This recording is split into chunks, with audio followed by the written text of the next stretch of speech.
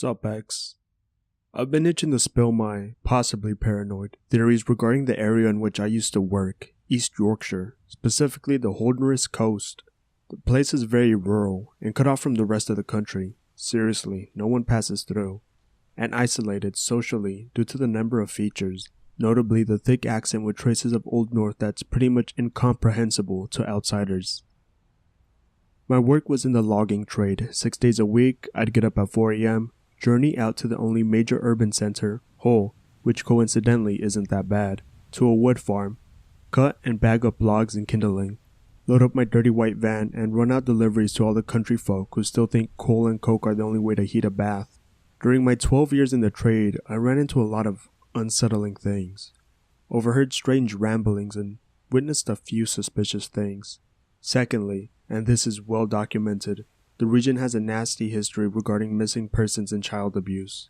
My mother, who was a social worker in the city, often talked of uncooperative police officers, pedophile rings, and institutionalized abuse in care homes. So anyway, I moved a few weeks ago, and have only recently started to be comfortable talking about the things I suspect. Whilst it is suspicion, I could never shake the feeling that there were some superstructure type thing that I didn't know about.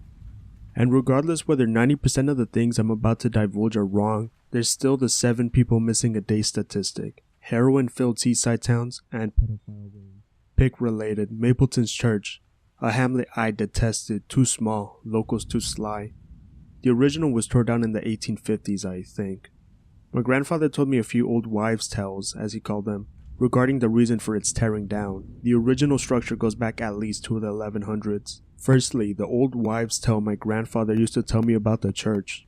In the mid-19th century, Hornsea, a nearby seaside town now filled with heroin, was very popular with factory workers from the Hull. The story goes that the congregation used to kidnap kids from town, bring them a few miles down to the coast of Mappleton and, well, you know, do spooky stuff to them. He never said what, but left it to my imagination. After a shipwreck near the hamlet, and the murderers of the survivors got out when the port authorities came looking for the goods, they found the graves of the kids tucked from Hornsea beneath the floors of the old medieval church. They tore it down and rebuilt it. Don't know anything about what happened to those involved. He never claimed to know, but I now think the hotel isn't too far from the truth. One incident sticks out, or rather a collection of events, that leads me to believe that child kidnapping is still a pastime for those backwards fucks. Pick-related, Hornsea when it had some semblance of an industry. Should have made it clear, the congregation of Mappleton's church. In the late 1990s, when I just started in the wood trade, Mappleton used to be 3 makeshift shacks on some land behind some terrace houses and the sea. I delivered to one house there, an old woman called Deirdre, though she was known to me and locally as the witch, and Deirdre was a heinously ugly woman. The nose, the warts, even on the nose, keck. Wrinkles, rotting teeth, the works. No idea how old she was, but she could have been 50 through 90. Poor people age quickly. The other 2 shacks belonged to her sons, whom I, nor anyone else, claimed to have ever seen. Her shack was standard wood, salvaged PVC windows and corrugated thing, covered in dirt, and at least an inch of soot. During the year in question, a couple of kids had gone missing in one of the villages around the area. Not a lot of fuss was made. Parents were junkies, apparently, so it's not like it mattered to anyone. During my rounds in the village, I overheard a conversation on my way into the back garden of one of those houses. Very softly on the wind, mine so I could be mistaken. But it went along the lines of, "The witch never asked us." When I entered the back garden, I greeted my customer, old dirty fat guy, toothless, etc., etc., and a farmer I haven't seen before then. I asked him the standard question, "Been up to out or now?" Translation, "What have you been up to, dear sir?" To which the customer replied, laughing, "Looking there what's mine." Translation, "Looking for what is rightfully mine, my good old chap." I asked whether the witch had something to do with it. He was startled by this, and the mood became a bit aggressive. Needless to say, I left it at that. I continued to the witch's shack, knock on her door thing. No one answered. Knock loudly, no answer. So I leave it, cursing her for making me lug heavy bags of coal for no reason. The farmer I worked for, old happy Mike Gray, pro tip, he was a miserable sod, was quite the stickler with regards to currency. So he was distressed to not get the pennies he was entitled to from the old witch and sent me back the next day. This time she answers. She blocks the door and tells me she'll take the bags of coal in. Obviously she can't carry the bags of coal, so I insist, being polite and whatnot. Instead of the cheery thanks for my niceness, she just huffs and puffs and lets me in. However, there were tiny handprints on the doorframe leading to the adjoining room, and traces of tiny footprints where the floor hadn't been traversed as regularly. Obviously, I put the two and two together, act as if I didn't notice jack shit, and promptly made my way to the post office to gather intel. The post office is the hub of social life in rural villages. I ask whether they'd seen the witch coming and go in the past few days. The sub-post mistress winks at me, no shit, and says, "Aye, but I'll take care of that." Translation: Affirmative, old bean, but I'll see that your inquiry is acted upon. She made no effort to appear ignorant of what I'd obviously been hinting at. I mentioned the tiny handprints in the soot, but she just acted so... Well, she didn't seem to care that I would suspect her complicity in this thing. I ring the police helpline for the case of missing kids and tell them what I saw. They promise to follow up on my report and treat me a bit like a fool. I start dreading going back to her shack the following week, but I didn't have to. A big storm hit the coast during the week. Coastal erosion is a massive thing on the coast. It loses a meter a year, and during storms it's not unheard of for 10 plus meters to slip into the sea. And when I go back to Mappleton, drive onto the land where the shacks where I see nothing. The witch's shack obviously fell into the sea, but her son's shacks, which were further forward, were gone as well. I can see the shitty concrete flooring where her son's shacks used to stand. I go to the post office again. There's also nowhere else to go in Mappleton, barring the cliffs, and ask about her. In at sea. Translation: in the sea, chum. Ask about her sons. She tells me they've gone with her. I'm pretty peeved now, cause she's obviously lying. I mention the concrete floors. She just laughs me away, saying I'm a cheeky mare. I feel the atmosphere change to one of aggression again and leave. So at the time, I'm really confused by it all. I carry on my rounds. The final house I delivered in the village was one of the terraces which overlooked the land the witch's shack was on. As I'm taking the logs in the front room, I see, in the kitchen, one of those mega block, I think, pirate ships. This old guy, who swore like a sailor, had no family or friends that I knew of, was not spending his spare time playing with kids' toys. Obviously, the villagers knew that the kids were nearby, or someone's kids were nearby, and they obviously used the storm as a cover-up to get back at the witch for what I presumed to be taking her kid without their permission. Sounds far-fetched, and I'd agree with you, but the people and the general atmosphere of the town, plus the subtle clues I picked up, or just wanted to pick up, leads me to think otherwise. I pushed the whole cursed fortnight to the back of my head, took comfort in the fact that I reported what I saw to the authorities and carried on as usual. I try and not to make light of it now, but it still really gets to me. Moving city, I'm in Aberdeen now, has improved my way of coping with that, and the other things I've noted. But anyhow, that's one of the more stark, obvious, nasty shit things I've been witness to. More to follow, though not necessarily as major. Thanks to those of you who are reading this. It's nice to get it all off my chest and stuff. So I've made it pretty clear that I think a lot of the rural folk around the area used to kidnap/abuse kids. I'll now detail a few other things that aren't really super creepy, but that just stood out as odd. In one hamlet, even smaller than Mappleton, called Rise, there was a primary school. Not unusual in the country, but it was derelict, and other schools, larger schools in the area existed. I'd usually get there quite late as it was on my route back to the wood farm, about 4 p.m. in the day for me, and I would always arrive with an old school bus, like a converted van thing, waiting outside the school. Old guy in the driver's seat, no children in the van, no lights in the derelict school. He'd just sit there in the van, idling. Sometimes, if I was delayed, I'd see him drive off, still no kids in it. Never sat well with me. Why was he there? Every week. An old lady in another village, I forget its name, apologies, had a nasty tumor on her face. Seriously, she was called Miss McCaskill. She was very small and had mannerisms akin to a crow, very nasty eyes, and face, ha ha ha, cancer face, and very twitchy and sharp in her movements. The thing that bugged me about her was that she had 3 chains bolted to the exterior of her house back wall, placed about 4 foot up, attached to leather, possibly neck straps. The wall was stained with grime. I reckon it was shit and piss. She didn't have any pets. No idea why she had those chains there. None whatsoever. This memory is very hazy, as it comes from my childhood. I got into the wood business via my grandfather. I used to travel along with him most weekends as a kid. I used to deliver to the village when I was older. It's called Halsham. I remember a young-looking guy opening the van door whilst I waited for my grandfather to drop off some kindling. He leant over the driver's seat and reached out for me. Then it gets hazy. I vaguely remember my grandfather having it out with the kid verbally, and me having to go to him to the village hall, I think, and sit in one dude's office with the young guy. Like I say, it's a hazy memory. I don't remember much but crying a lot. Roos, a collection of several large mansion-type things, had one guy with no fingertips. Nice enough to me, but he had the type of land filled with rusted cars, and he had a son with serious learning difficulties who looked a little like he had FAS, fetal alcohol syndrome. What was sinister was his son had been caught fondling a little girl on some abandoned land north of the hole.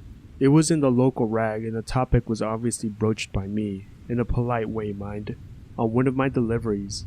The guy with no fingertips was quite adamant he didn't do anything wrong.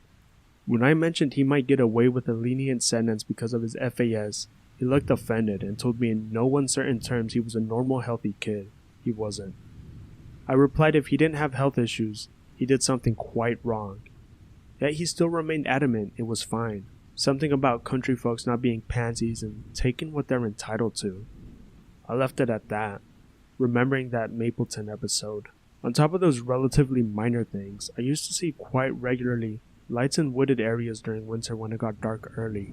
It was so regular it never struck me as odd until I saw a couple of men walking out of the wooded area in front of me with shovels across the road into a farmer's yard. Again, nothing on its own, but with the culmination of the atmosphere and shit, it did make me wonder. Another customer, from Old Ellerby, used to give me some handmade preserve on the longest and shortest days of the year. She always promised me her special jam with a wink. Needless to say, that preserve was always thrown away when I got home. Next up, I'll tell you about the shit my mom used to talk about before she passed. She was abused as a kid and adopted when she was 8, so she'd seen shit, but she was incredibly strong and pursued her career as a social worker, protective services, rapidly. It kind of destroyed her health, and she died relatively young, 52. There's a lane on the outskirts of Hull, technically in the village of Cottingham, which is notorious for the murders carried out down it. It's called rather aptly Snuff Mill Lane. The most recent murder down there was about 3 years back. Some poor sap got jumped by 2 lowlifes with baseball bats and was pretty unrecognizable from what I heard. But anyways, I digress. In the 60s, when my mom was still a teenager, a 6-year-old boy was found rolled up in a carpet. He'd been tortured, raped and starved. Basically, he'd been kept as a plaything. Finished off with a knife and dumped. Not too unusual, sadly, but my mom always maintained that the reason there was little to no investigation was because of the Hall's pedophile ring, which reportedly contained senior police officers, judges, and counselors. She maintained till the day she died that it still existed, and I believe her. Not just because I respected and trusted her word, but because in the past decade or so, more and more senior members of the whole social and legal elite have been outed and prosecuted as pedophiles. Never whilst they were in office or anything, mind. Google Humberside Police Chief and pedophile. Do the same for the counselor. However, the kid wrapped up in the carpet in the 60s, nothing on the net about him. Never been able to find shit. Make that of what you will. Next I'll report about the Langthorpe Hall, which is up there with Mappleton in terms of how it makes me feel, plus extra stuff on what I reckon is going on. I made this hideous screen cap wall of texting cause word limit kills me. This was me lazily baiting someone to ask me about my experiences, but since I just want to talk about it, I'll post the only possibly Skinwalker-esque thing I experienced. This has to do with my relations with an old friend, who has recently moved away. His family, who I won't name, a few of them run a large retail chain. Used to own a farmhouse / fuck-off huge mansion called Langthorpe Hall. Look it up in the Doomsday Book. The site has been inhabited for 1,000 years at the minimum, and the surrounding grounds has hundreds of square feet of outhouses, barns, stables. Some cottages as well. These, I was told, were built a few hundred years ago for families who had settled down due to regular employment with the family in question. All in all, the grounds were huge, like something you'd find in Midwest America, which is hella unusual if you're English. So my friend inherited the place after his mom died. He didn't live in the mansion as it apparently cost a fortune to run, bills and everything, but he still rented the outhouses, cottages, and stables. He stayed there once a month or so to see the estate-related business, but outside of that he never really showed any love for the place, which was very beautiful, aesthetically. We went for barbecues in the summer sometimes, and in 2011 I saw him leading a horse to a paddock, which is unusual as he rents the stables to horse owners and doesn't actually have any horses himself. From the servant's bathroom. Shit you not, that JPEG. Anyway, when I go back to the barbecue, I ask him if he's gonna do the cancer or something for us, just joking around. He laughs sarcastically and talks about something else. He only does this when I push him too far. Like when I called his grandma Captain Cancer when she was dying of cancer. So I leave it, because I'm no longer a cunt. Obviously it's his business and he's not in the mood to discuss it, whatever. Fast forward a few hours, I'm still awake with a few other friends smoking the boys, when we start to hear the horses kicking up a fuss. We all ready his shotgun and go chill upstairs. His house is often targeted and stalked out by burglars, with it being so far away from anywhere of note. Think nothing more of it. The next morning I get up early-ish, like 5 a.m. or something, and I go get my cigarettes from my car. This takes me past the paddock. There I see one of the old guys from the cottages shoveling what I could only assume to be horse leftovers into a wheelbarrow. Like, a lot of that shit is piled into the bara. He stops when I start walking on the gravel driveway, looks my way, and shouts, "Now then." I said something, don't remember what, got my cigarettes and went back inside. Straight away I went to my friend's room, the kid who owns the estate. Tell him his horse is dead and the old dude is cleaning it up. He denies any horse was ever there. I get happy because I know he's lying. And I know I can get something out of him. Selling horse meat as pork or something? He gets out of bed. This is the only time he's ever raised a fist against me in anger. We're super close, brothers for all intents and purposes, and says I'll never understand country life. I laugh. Obviously though, I was a bit unnerved. I pushed him for more information literally all morning. I only stop when other guests start waking up. Before I leave to go home, he takes me outside and says something along the lines, "You know what the people are like around here.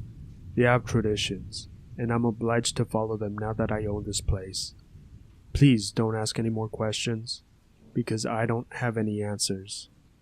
Corny, I know, but it was something to this effect. It still makes me nope to this day. I respect my friend for saying that to me though, and seems as he sold the place and moved as I have. I don't want to know what he does, or doesn't know. My best guess is some semi-pagan cult thing. I know a pedophile rings for sure around the countryside, so this wouldn't shock me, where something big and nasty fucked up the horse. Big cat sightings are a well-documented occurrence around here, but even so, if a big cat kills a horse, you don't move it with a shovel and a wheelbarrow. I've heard a few tales of big nasty things fucking up cattle and stuff before, but I pay not so much attention to those. Personally, if skinwalkers were real, we'd definitely know about them. Plenty more dodgy stuff like that, by the way. A couple more stories about Langthorpe Hall I have secondhand from Charles, a aforementioned friend. Honestly, I'd like to share them. I don't talk to people about this, but over the internet with people who ain't gonna scoff at me. Sorry for my English, by the way. I'm pretty much self-taught. Shitty inner city school. Yay. Sorry about the lateness, long shift. I work at a Gap as a supervisor. Related to Langthorpe Hall, as I previously said, the place dates back 1,000+ years. The building has been rebuilt numerous times, obviously, but the basement, which is about half the size of the house, hasn't been touched much in the terms of decor. Back when we were teenagers and Charlie's mom was still alive, we used to go around when she was on holiday. Strictly no visitors. Were allowed whilst his mom was home. And what fascinated us the most was the basement, because it had a tunnel running over the next village, apparently built during the whole Blitz. I wasn't too convinced by this. The property itself is about 13-15 miles away from the town. The tunnel would serve no purpose anyway. The village it leads to is a further few miles away. So we're talking 3-5 miles of tunnel leading to a village for no other reason than to run away, in the unlikely event the Luftwaffe dumped the bombs hilariously off target. But anyway, this time was during an urban explorer phase. We packed a bag, flashlights, and me, Charles, and Ed, another very good friend, went down into the basement to explore the tunnel. The basement floor was dirt and clay. There was some wooden flooring in places, but it was mostly rotten and damp. It was creepy as fuck. But what huge dark basement isn't? You could tell where the basement had been extended. Normal reddish bricks started where older, I presume, larger gray bricks rested. There was some markings engraved on the walls, nothing paranormal, just stuff like a name and a date. The oldest one was 1800 something, pretty cool. Single file, as the thing's about 5 foot 5 inches high and 2 feet across. Very cramped for us, but fun at first. We were walking for close to 10 minutes when Charles, who's at the front, finds either a small herbivore tooth or a human tooth. How he spotted it, I don't know, but we're all creaming our pants with scared-induced bravado. A little further up the tunnel had 2 tunnels splitting off from either side. We did not expect this. We decided to head on straight as previous and return to look down the places later. By now the floor is particularly muddy and chewed up, which set our spidey senses tingling. But here's the thing, the tunnel was going deeper. We could tell by the water level. It was becoming more and more flooded and wet. By now we're perhaps ankle deep in water. Wallies are a must in country life, yo. This is when we definitely knew for sure this tunnel wasn't World War II related. When the water got to about knee high, and we started getting wet, we hit a brick wall. Someone had bricked up the tunnel. We tried shifting it with our legs and the bottom part gives way, leaving a pretty small gap to crawl through.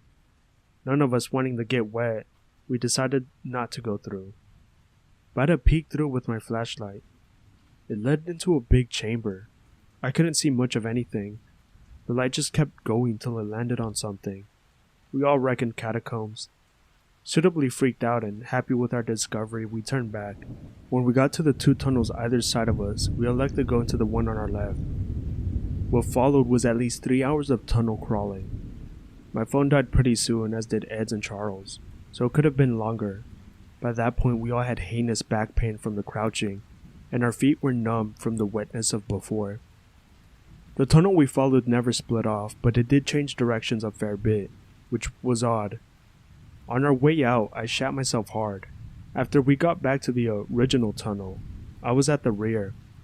I was the first to realize there was something, or something was disturbing the water behind us. Could have been rats, could have been badgers, but it shot us up all good. We ran as fast as we could given the space. We were gonna go back, but Ed was stout, which secretly relieved me. We didn't see Charles for a few weeks after that. Ed said his mom picked him up from school and dropped him off. Dinner as well. I went to a shitty school and they went to a private. He'd been grounded for going in the tunnel. How his mom knew and why it was a big deal, we couldn't fathom. But of course, knowing what I know about all these weird, disconcerting incidents, I'm definitely glad she's dead. Harsh, I know, but some people are up to weird shit. And in the country, particularly, one so socially isolated as rural East Yorkshire, it's easy to do just whatever you want. Something like 7 people go missing a day around here according to some local rag. Make of that what you will. So I mentioned in that pic that Charlie inherited the estate fairly young and had to see its business. I rang him yesterday to ask him more about it since he sold it. He was surprisingly forthcoming regarding some details. His mom and dad both used to attend church in New Ellerby on Wednesday late night. He reckons that they were part of some extreme Christian cult thing.